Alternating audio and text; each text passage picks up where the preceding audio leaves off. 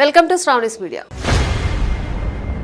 ముగ్గురు వైసీపీ నేతలతో ఉన్న ఫ్రెండ్షిప్ వల్లే వంగవీటి రాధ కొంప ముంచిందా? ఉమ్మడి కృష్ణా జిల్లాలో అత్యంత సన్నిహితులైన నలుగురు మిత్రులు, వారిలో ఇద్దరేమో టీడీపీ, మరో ఇద్దరు కాంగ్రెస్ పార్టీలో ఉండేవారు. ఆ నలుగురిలో ఇద్దరు కమ్మ సామాజిక వర్గం అయితే మరో ఇద్దరు కాపు కులానికి చెందినవారు. ఆ నలుగురిని చతుష్టయం అని పిలిచేవారు.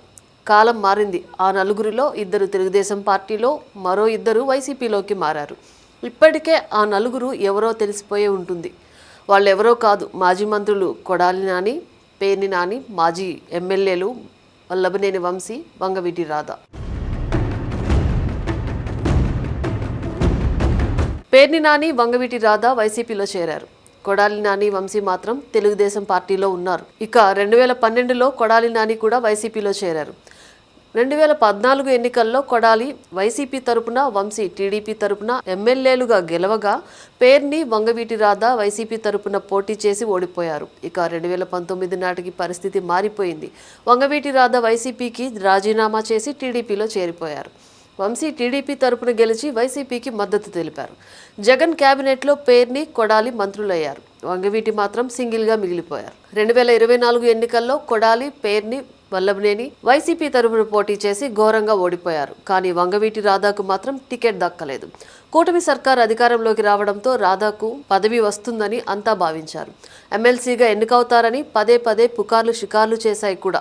నిజానికి 2004 ఎన్నికల్లో ఒకసారి మాత్రమే కాంగ్రెస్ పార్టీ తరపున పోటీ చేసిన ఎమ్మెల్యేగా గెలిచారు. ఆ తర్వాత 2009లో ప్రజారాజ్యం, 2014లో వైసీపీ తరపున పోటీ చేసి ఓడిపోయారు. నాటి నుంచి చట్టసభలో కాలు పెట్టేందుకు ప్రయత్నాలు చేస్తూనే ఉన్నారు. ఈ నలుగురి మధ్య బంధం అనేది బహిరంగ రహస్యం.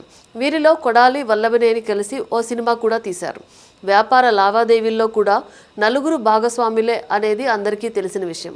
ఇక అసలు విషయం ఏమిటంటే 2 రోజుల క్రితం గవర్నర్ కోటాలో 2 ఎమ్మెల్సీ స్థానాలను భర్తీ చేశారు. నిజానికి అందులో ఒకటి వంగవీటి రాధకు దక్కుతుందని అందరూ భావించారు. కానీ మరోసారి రాధాకు టీడీపీ పెద్దలు మొండి చేయి చూపించారు. ఇందుకు ప్రధాన కారణం ఆ ముగ్గురితో ఉన్న అనుబంధమే కారణం అంటున్నారు రాజకీయ విశ్లేషకులు. చంద్రబాబు, లోకేష్ పైన కొడాలి, వంశీ నోటికి వచ్చినట్లు వ్యాఖ్యలు చేశారు. ఇక పవన్ కళ్యాణ్ పైన బూతులతో రెచ్చిపోయారు పేర్ని నాని. అందుకే 2024 ఎన్నికల్లో ఈ ముగ్గురిని ఓటర్లు ఘోరంగా ఓడించారు. అయితే ఈ ముగ్గురు పదవిలో ఉన్నప్పుడు రెచ్చిపోయారు. అయితే వారు చంద్రబాబు, లోకేష్, పవన్ పై విమర్శలు చేస్తున్నప్పుడు వంగవీటి రాధ కనీసం ఖండించలేదు. ఇదే ఇప్పుడు ఆయనకు మైనస్గా మారిందంటున్నారు. విజయవాడ తూర్పు నియోజకవర్గం నుంచి మాత్రమే పోటీ చేస్తానంటూ వంగవీటి రాధ మొండి పట్టు పట్టడం కూడా ఆయనకు పదవి రావటం లేదని సన్నిహితుల మాట. 2004లో 25 ఏళ్ల వయసులోనే ఎమ్మెల్యేగా గెలిచారు. కానీ ఆ తర్వాత నుంచి వంగవీటికి అదృష్టం కలిసి రావడం లేదు. ఇందుకు ప్రధానంగా ఆయన పార్టీలు మారటమే కారణం అంటున్నారు కూడా. వైసీపీ నేతలతో సాన్నిహిత్యం, దూకుడు వ్యవహారమే వంగవీటి రాధకు పదవి రాకుండా అడ్డుపడుతున్నాయని రాజకీయ విశ్లేషకులు వ్యాఖ్యానిస్తున్నారు.